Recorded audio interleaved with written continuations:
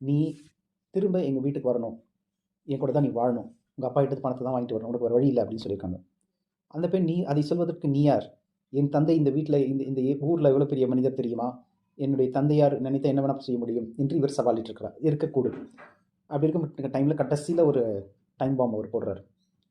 நான் உன்னை ஆபாசமாக படம் எடுத்திருக்கிறேன், உன்னை நான் வெளியிட்டுருவேன் என்கின்ற அந்த ஒரு அசிங்கமான விஷயத்தை இந்த பெண்ணுக்கு அவர் தெரிவித்திருக்க கூடும். நிச்சயமாக இந்த பாயிண்ட்ல தாங்க அந்த பெண்ணுக்கு என்ன செய்வதென்று தெரியவில்லை. அதாவது ஒரு வழி வியூகத்தை அமைத்த அந்த இளம் குழந்தை இந்த சிக்கலிலிருந்து கூட்டை விட்டு சிறுகடித்து செல்லக்கூடிய குழந்தை, நான் வெளியில் வரத்துக்கான வாய்ப்புகள் இருக்குது, நான் விவாகரத்தில் கேட்க போகிறேன், நான் உன்னை விவாகரத்து பண்ண போகிறேன் என்று தைரியமாக சொன்ன அந்த குழந்தைக்கு இந்த மாதிரி ஒரு பெரிய அவதூறு சொல்லும் பொழுது அவளுக்கு அந்த நேரத்தில் என்ன செய்வதென்றே வழி தெரியவில்லை.